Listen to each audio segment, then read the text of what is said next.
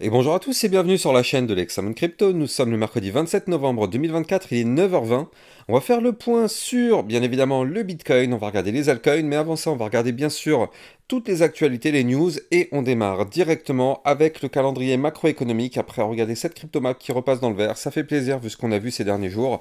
Allez, on démarre avec notre calendrier macroéconomique, et donc aujourd'hui, on va avoir pas mal de choses. Ça commence à 14h30.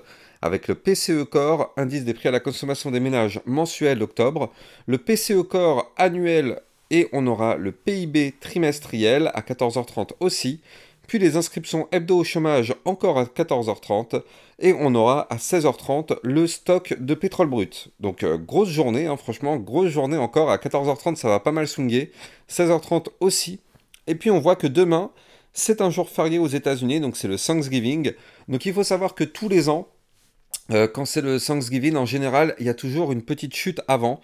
Pourquoi? Bah tout simplement, en fait, parce que les gens récupèrent une partie de leur profit. C'est comme à Noël, hein. Les gens récupèrent une partie de leur argent qu'ils ont mis en crypto-monnaie pour utiliser ça dans des cadeaux ou je ne sais quoi. Et puis après, derrière, quand les fêtes sont passées, et ben du coup, il y a un retour de liquidité parce que les gens réinjectent. En général, c'est comme ça que ça se passe. Donc là, on va voir si effectivement c'est le même cas. Enfin, déjà, on l'a vu qu'il y a eu quand même une chute ces derniers jours. Donc effectivement, là, pour l'instant, ça a l'air d'être vérifié une nouvelle fois.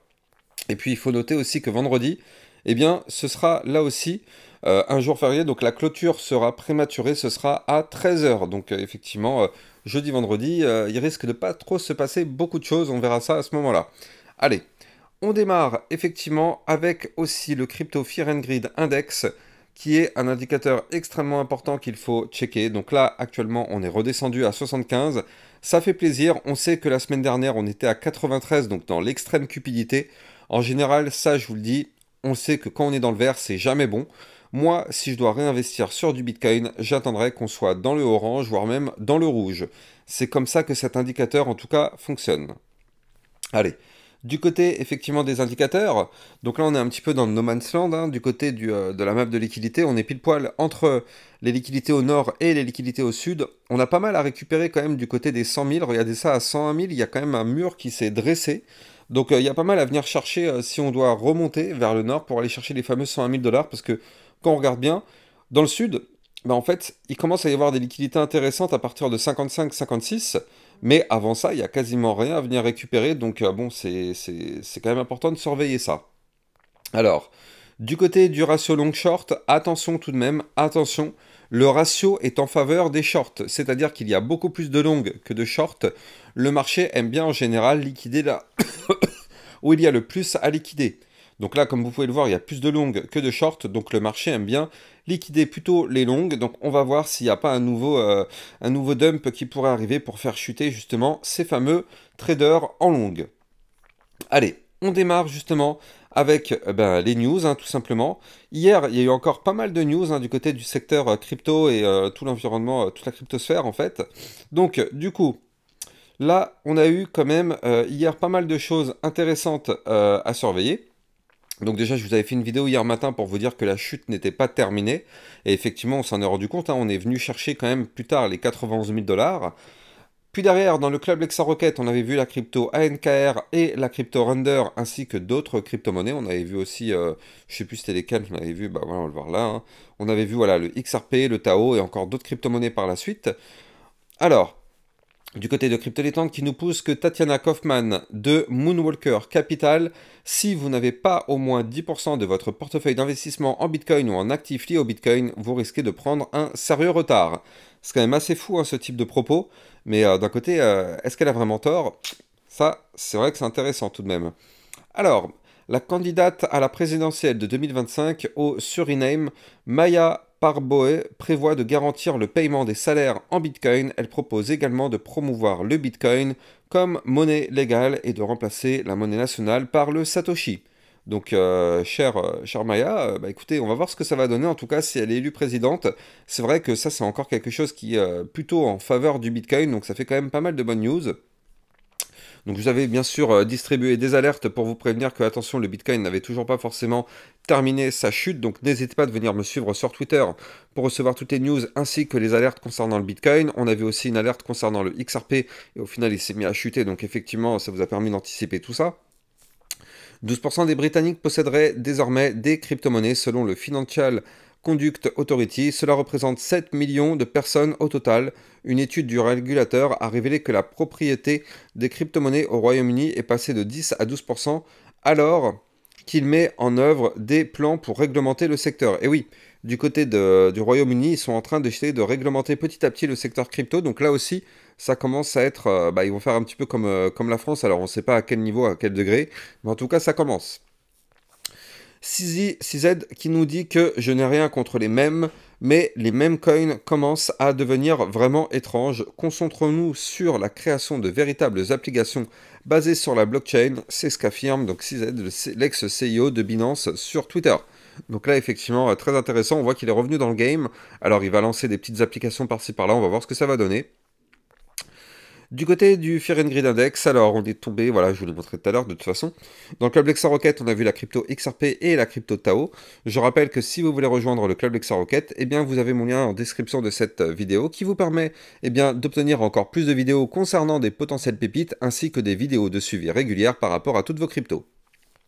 Le lien est en description de vidéo.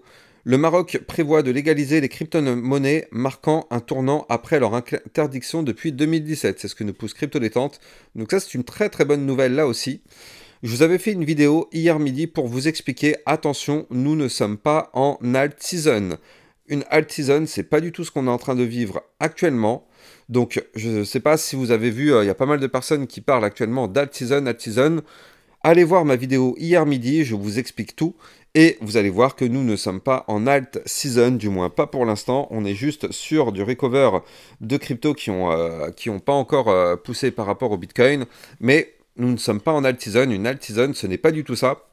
Je vous recommande vraiment d'aller regarder cette vidéo qui a été faite hier midi pour vous expliquer tout ça et que vous compreniez vraiment la différence entre ce qu'on a actuellement et l'alt season. Alors, ah oui, donc pour tous ceux qui veulent encore plus de contenu, n'hésitez pas à venir me suivre sur TikTok. Vous avez mon lien TikTok en description de cette vidéo. Panther a annoncé que ses fonds Bitcoin a franchi une étape incroyable, un x1000. En 2013, Panthera avait acheté, selon ses dires, 2% des Bitcoins disponibles autour des 65 $ par Bitcoin. Son CEO avait également investi personnellement dans le Bitcoin. La société prédit que le Bitcoin atteindra 740 000 en avril 2028. C'est plutôt précis.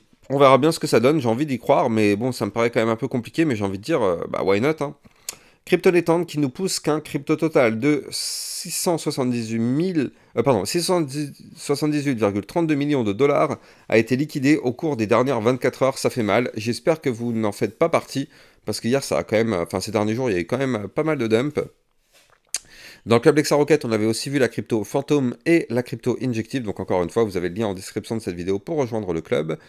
Et donc, du coup, Crypto Détente qui nous pousse que les détenteurs de Bitcoin à court terme ont paniqué et ont vendu 54 millions de Bitcoin au cours... Ah mince, que j'ai dit des bêtises. Comment ça se dit ça 54,6 000. Bon, bref, les vendeurs de Bitcoin ont paniqué et ont vendu en fait tout leur Bitcoin. Donc en fait, on le voit très bien avec ce tracé. Donc ça, c'est les personnes qui sont rentrées récemment dans le Bitcoin. Et à la moindre chute, ils ont tous paniqué et ils ont vendu leur Bitcoin. Donc ça veut dire quoi concrètement? Ça veut dire qu'en fait, c'est une erreur de débutant.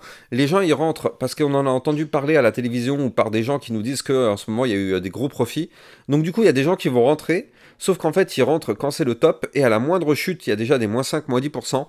Et ben, ces gens-là qui sont à peine rentrés sortent de la crypto avec des pertes en se disant, oh, bah, ça y est, c'est bon, la crypto c'est nul, regardez, on fait que perdre, alors qu'en fait c'est une erreur de débutant de rentrer au top. Alors, Crypto Détente qui nous pousse que le député brésilien Eros Biondini propose une loi pour consacrer jusqu'à 5% des réserves internationales au Bitcoin, soit près de 3 milliards de dollars en Bitcoin. Donc ça fait aussi pas mal quand même de choses du côté du Bitcoin. Allez, On va regarder maintenant notre analyse technique, mais je rappelle avant ça que tout ce que je vais dire dans cette vidéo n'est en aucun cas un conseil financier. C'est à vous de faire vos propres recherches et n'oubliez pas que le trading de crypto comporte des risques de pertes partielles ou majeures. Allez, on a un Bitcoin qui est en train d'avoir un très joli rebond sur le support des fameux 92 092. Regardez ça. Ça fait plusieurs jours que je vous en parle de ce support. Et là, on le voit hein, parfaitement, le support a tenu. Donc tant mieux, j'ai envie de dire tant mieux. Regardez ça. On a le support qui tient 92 092. Pour l'instant, on est en train de rebondir dessus. Donc est-ce que ça va tenir? Eh bien écoutez, c'est ce qu'on espère. Mais en tout cas, si ça ne tient pas, malheureusement, attention, risque de prolonger la chute. En tout cas, pour le moment, vu qu'on est sur un rebond, alors dans ce cas, on est en train d'imaginer un retour à la hausse, et c'est justement ce qu'on est en train de faire actuellement. On essaye de reprendre de la force, sauf que vous le voyez, il y a un problème, c'est qu'on a une résistance au-dessus de la tête. Et cette résistance, c'est les 93 477.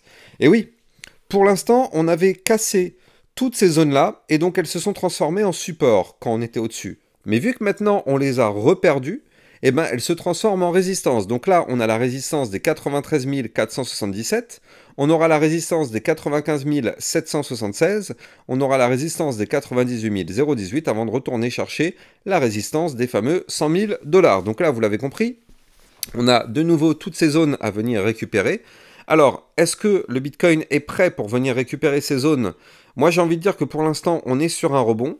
Alors, c'est très difficile d'affirmer quoi que ce soit parce qu'on n'a pas de figure, on n'a toujours rien qui nous indique un retournement à la hausse. On a juste ce rebond, c'est un bon début, on va dire, c'est déjà une bonne nouvelle, mais ça suffit pas pour garantir un retour à la hausse.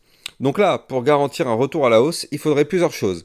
Il faudrait déjà le rebond, effectivement, on l'a. Il faudrait récupérer la résistance des 93 477. Et il faudrait aussi, si possible, créer un pattern chartiste de retournement à la hausse.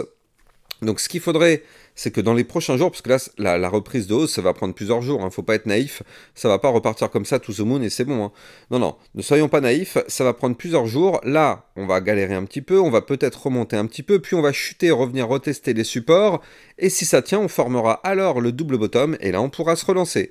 Mais pour l'instant, on n'en est pas encore là, donc c'est pour ça, c'est très difficile actuellement de se dire ça y est, c'est bon, c'est reparti to the moon, ce qui peut être une grave erreur, donc on va encore être un petit peu prudent et patienter. Du côté du RSI, on est retombé à 63, mais ça reste encore un petit peu haut. Comme je vous l'avais dit tout à l'heure, du côté effectivement du Crypto Fear and Greed Index, on est à 75, donc ça reste encore un petit peu haut. C'est pour ça que je vous dis, le mieux serait que le Bitcoin rechute encore un petit peu. Ce qui serait génial, ce serait d'aller chercher les 89 631, voire même encore mieux ici, les 87 345. Ça, ce serait vraiment déjà des très belles zones, voire même plus bas hein, si possible. Mais déjà, si on retourne chercher ces niveaux clés, ce serait déjà des belles zones pour pourquoi pas retenter l'aventure. En tout cas, c'est sûr que là, moi, tant que je vois pas quelque chose de bullish, je ne prendrai pas position sur le Bitcoin parce que là, on le voit, hein, et tout à l'heure, je vous l'ai montré tout à l'heure, n'oubliez pas aussi que le ratio long-short est beaucoup plus en faveur des shorts que des longues. Donc prudence, là on n'est pas à l'abri d'une nouvelle chute du Bitcoin pour liquider tous ces longues et repartir par la suite. Donc c'est pour ça, moi je dis prudence. Alors oui, on est au-dessus du support des 92 098 et tant qu'on est au-dessus de ce support, donc c'est 92 092 pardon, tant qu'on est au-dessus de ce support, bon bah pour l'instant on est à l'abri de ce scénario et on a toujours l'espoir de reprendre de la force tant qu'on est au-dessus du support.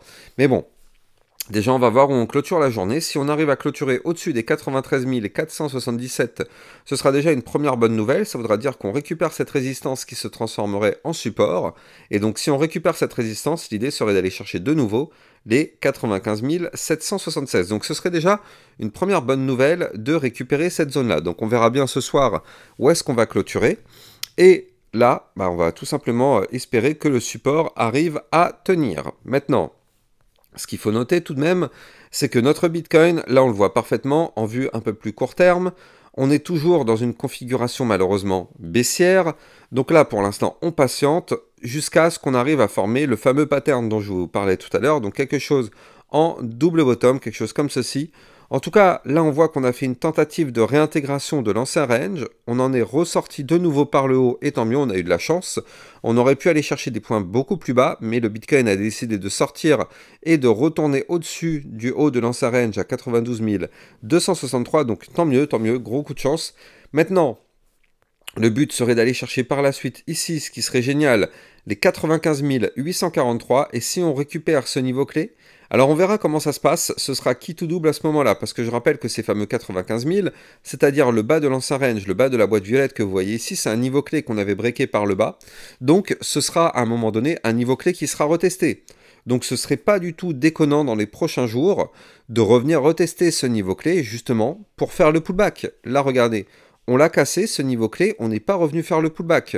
Donc on va voir comment ça va se passer, mais en tout cas, si on revient rechercher ce niveau clé, ce sera qui tout double. Soit on repasse vers le nord, et donc dans ce cas-là, le pullback sera validé, soit ce sera un pullback pour mieux s'effondrer.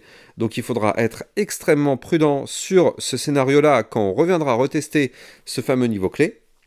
Mais en tout cas, pour l'instant, du côté du Bitcoin, ça va, on est en stand-by, on est pour l'instant sur une baisse qui est, entre guillemets, mise en pause. Mais encore une fois, je vous l'ai montré tout à l'heure, je pense que le Bitcoin peut continuer de chuter encore un petit peu. Peut-être pas aller chercher les 75 000 $, peut-être pas aller chercher les 70 000 $, mais au moins déjà revenir rechercher les 89 631, je pense que ça peut être largement possible, voire même les 87 000 $ que je l'avais dit tout à l'heure, les 87 327, ça, ce sont des niveaux clés qui peuvent être largement atteignables. Donc il faudra vraiment surveiller ça. Par contre, effectivement, ce sera quand même des belles zones de support. Donc je pense que si jamais on continue de chuter, on pourrait enfin avoir un vrai rebond sur ces zones clés. Mais bon, je dis ça, mais ça se trouve, on aura le vrai rebond ici en formant un double bottom sur les fameux 92, 0,92. Ça, seul l'avenir nous le dira, on n'a pas de boule de cristal, on essaye de mettre sur la table tout simplement les différents types de scénarios, comme ça on est sûr de ne pas être pris au dépourvu et on peut anticiper. Mais en tout cas, si on prend toujours cette vue très long terme sur le Bitcoin, je rappelle qu'en vue mensuelle, on a un Bitcoin sur une configuration incroyable avec une cassure mensuelle novembre extrêmement violente et extrêmement puissante. Et je rappelle qu'en vue long terme, on a toujours ce pattern en tête-épaule inversée, qui, je le rappelle, est une figure chartiste hautement bullish qui nous permettrait d'aller chercher, pourquoi pas, les 130 ou les 135 000 $ sur ce cycle. Donc là, effectivement, on est quand même sur quelque chose de très très propre et très très beau techniquement parlant. Donc bon, pour l'instant, du côté du Bitcoin, pour tous ceux qui sont sur du trade long terme, pour l'instant, il n'y a pas d'inquiétude, même si on sait qu'on peut avoir un retracement un peu plus prononcé, il n'y a pas d'inquiétude. De toute façon, tant qu'on est au-dessus maintenant du haut du canal ascendant, et donc ce haut du canal, il se trouve actuellement ici à 75 365, il n'y a aucune inquiétude à avoir.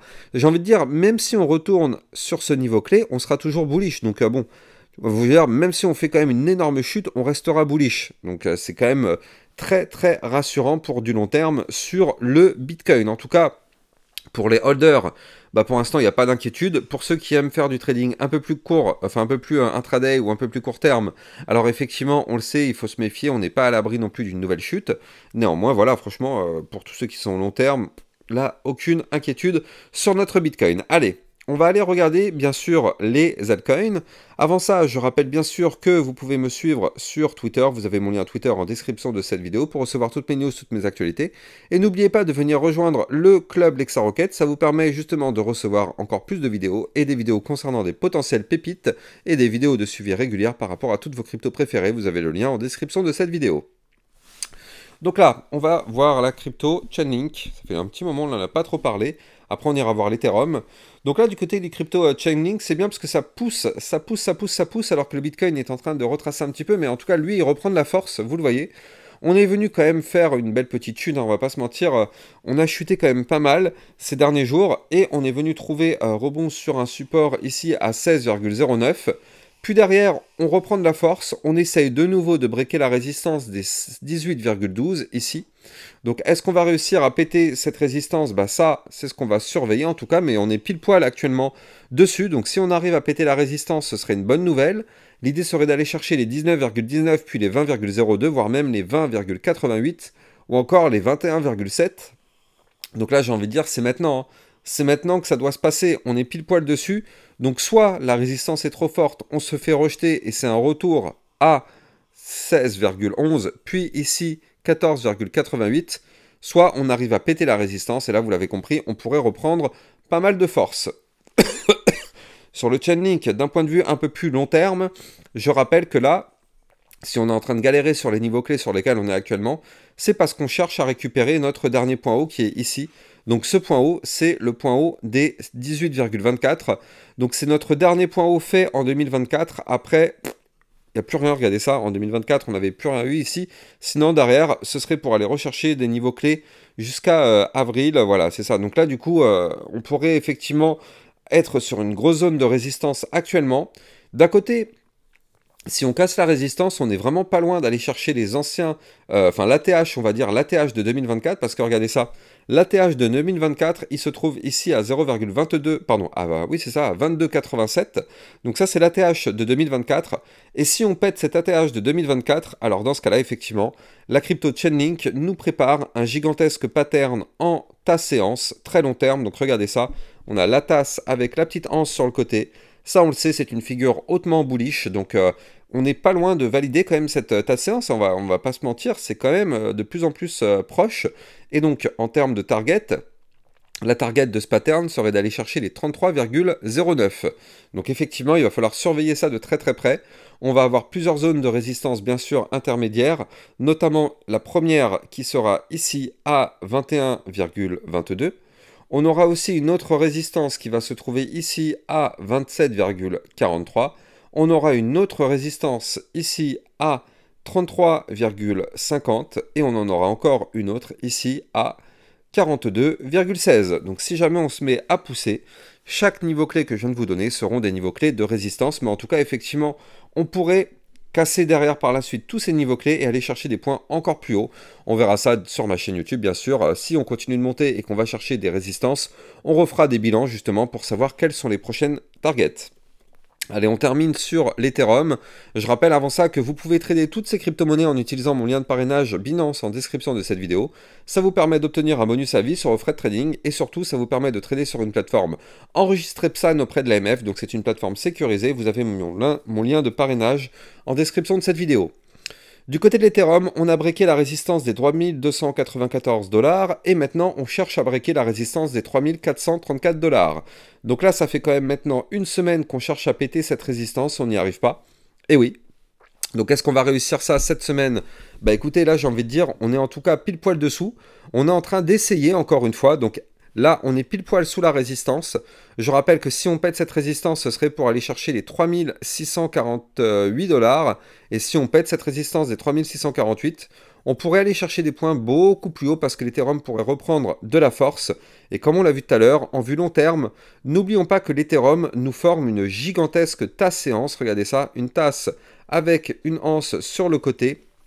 On connaît peut-être la target du bull run de l'Ethereum. Cette target, eh bien, c'est quand même une target assez haute parce qu'elle se trouverait ici à 6475. Donc ça, ce serait une première target à venir chercher. On pourrait bien sûr aller chercher des points encore plus hauts, mais en tout cas, ce serait déjà une première target bull run. Donc là, en tout cas, on n'en est vraiment pas loin de péter ces niveaux clés. Du côté de l'Ethereum, on va continuer de surveiller ça parce que la vision long terme sur l'Ethereum est clairement ultra bullish, même si pour l'instant, il galère, mais en tout cas, ça reste hyper bullish. Allez, je vous souhaite de passer une très bonne journée, je vous dis à plus tard pour une prochaine vidéo. N'oubliez pas de liker, commenter, partager. Abonnez-vous si ce n'est pas déjà le cas, et je vous dis à plus tard, ciao ciao.